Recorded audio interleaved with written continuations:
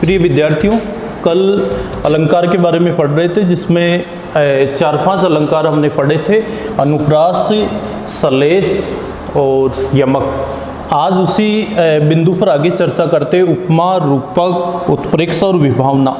यहाँ अपने को ये समझना है कि ये जो 3 अलंकार है, उपमा, रूपक और उत्प्रेक्षा, इन तीनों की जो परिभाषाएं है वो तकरीबन उपमेय उपमान के आधार पर चलती है। तो सबसे पहले अपने को ये समझना है कि ये उपमेय और उपमान क्या होता है, क्योंकि इसके बारे में जानकारी होने के बाद में इनकी परिभाषा को हम समझ सकते हैं। तो यहाँ हम समझेंगे कि उपमेय और उपमान क्या होता है। उपमेय का अर्थ होता है कि जिस व्यक्ति या वस्तु की किसी से तुलना की जाती है, और उपमान का मतलब होता है कि जिस व्यक्ति या वस्तु से तुलना की जा रही है।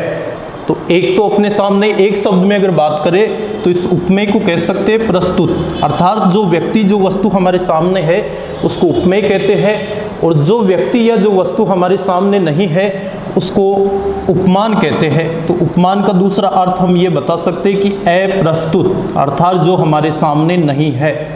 तो जो वस्तु हमारे सामने है उसकी तुलना जो वस्तु हमारे सामने नहीं है या जो व्यक्ति हमारे सामने नहीं है उससे तुलना की जाती है।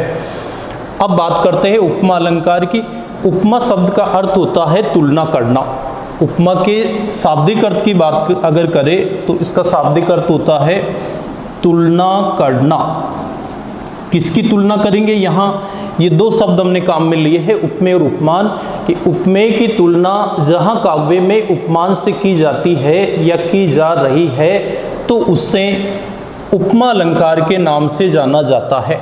दूसरा अपने को इसमें ये समझना है कि इसमें कुछ शब्द ऐसे आते हैं जिनको देखकर हम आसानी से इस अलंकार के बारे में पता लगा सकते हैं कि कहाँ उपमा अलंकार है या कौन सी काव्य पंक्ति में उपमा अलंकार है। जैसे ये शब्द आपको मैंने यहाँ बताए हैं कि सम, सम्मान, जैसे, सरिस, सदृश, जैसा, और एक शब्द इसमें जिम्मी हो रहा है। इनमें से अगर कोई भी एक शब्द किसी भी काव्य पंक्ति में मिलता है तो वहाँ बिना सोचे समझे तुरंत पहचान जाना है कि उसमें उपमा अलंकार है। ये इसकी पहचान का सबसे अच्छा तरीका है जिससे हम आसानी से पता कर सकते हैं कि इसमें उपमा अलंकार है। अन्यथा उपमेय और उपमान के आधार पर समझना थोड़ा कठिन होता है, लेकिन इन शब्दों के आधार पर अगर उदाहरण भी दिया हुआ है तो हम आसानी से समझ सकते हैं कि इनमें से कोई सा एक शब्द अपने को मिल गया तो वहाँ निश्चित रूप से उपमा अलंकार है। परिभाषा इसकी बिल्कुल सरल है। जैसे अपने को सबसे ज़्यादा उपमा में ये ध्यान रखना है कि तुलना की जाती है। किसकी तुलना? उपमेय की उपमान से, अर्थात प्रस्तुत की तुलना अप्रस्तुत से की जाए तो वहाँ पर उपमा अलंकार होता है।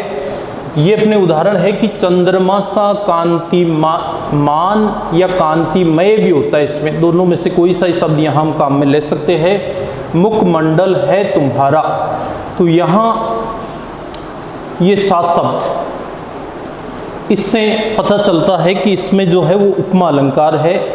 इसके अलावा इन 5-6 में से कोई सा भी वाचक शब्द अगर हमने कहीं पर भी देखा है तो वहाँ पर निश्चित रूप से उपमा अलंकार होता है। अब अगला अलंकार अपना जो है जिसकी हम चर्चा करते हैं वो है रूपक अलंकार। अब ये रूपक अलंकार भी उपमा की तरह उपमेय और उपमान के आधार पर ही चलता है।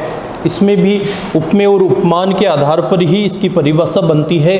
अंतर केवल इतना है कि इसमें उपमेय की उपमान से तुलना करते हैं उपमा में, और रूपक में जो है उपमेय का उपमान पर आरोप होता है। अर्थात दोनों अलग अलग होते हुए भी कई बार इन दोनों को एक ही मान लिया जाता है।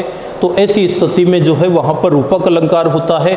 दूसरा इसकी पहचान का ये होता है कि ज़्यादातर जो 2 शब्द इसमें आते हैं उनके बीच में ये संबंध सूचक चिन्ह, जिसको हम डेस भी कह सकते हैं, ये है अधिकांश मिलता है, जिससे पहचान हो जाती है कि उसमें रूपक अलंकार है। और जैसे अपने उदाहरण की बात करेंगे तो यहाँ माया, फिर संबंध सूचक चिन्ह, फिर दीपक, फिर नर, संबंध सूचक चिन्ह, पतंग। तो इससे संबंध सूचक की चिन्ह से हम पता कर सकते हैं कि इसमें जो है वो रूपक अलंकार है। दूसरा अपने समास भी है जिसमें क्रमधारीय समास है। वो क्रमधारीय समास भी इसी अलंकार के आधार पर चलता है। और उसका समास विग्रह करने पर रूपी शब्द काम में लेते हैं।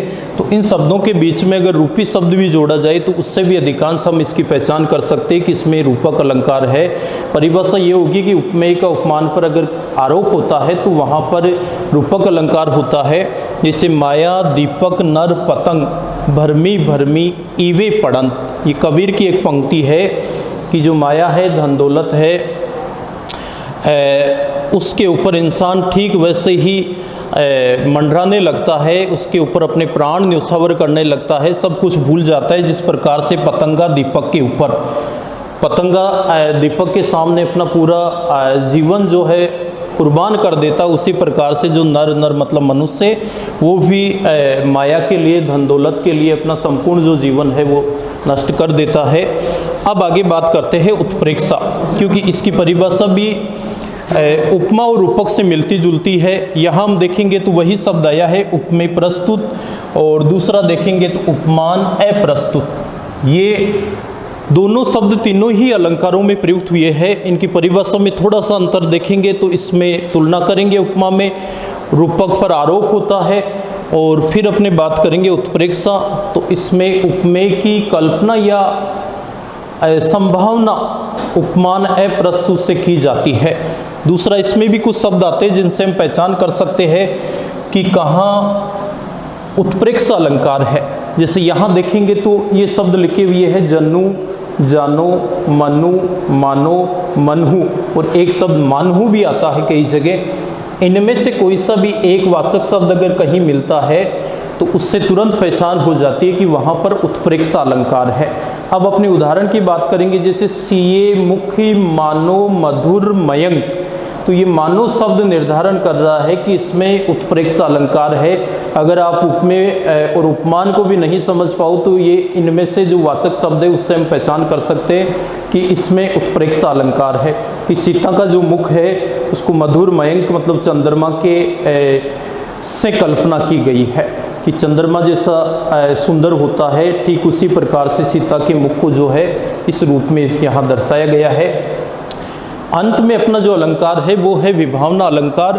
और विभावना में क्या होता है कि जहाँ बिना किसी कारण के अगर कार्य होने का वर्णन किया जाए, बिना किसी कारण के कार्य होने का वर्णन किया जाए तो वहाँ विभावना अलंकार होता है। जैसे बिना हाथों के काम करना, बिना आँखों के देखना, बिना मुख के जीव के बोलना, बिना कानों के सुनना, ये कदापि संभव नहीं हो पाता है। तो ऐसी असंभव सी बातें प्रतीत अगर कहीं होती है किसी काव्य पंक्ति में तो वहाँ विभावना अलंकार होता है। इसकी परिभाषा की बात करेंगे कि जहाँ काव्य में बिना कारण के होने वाले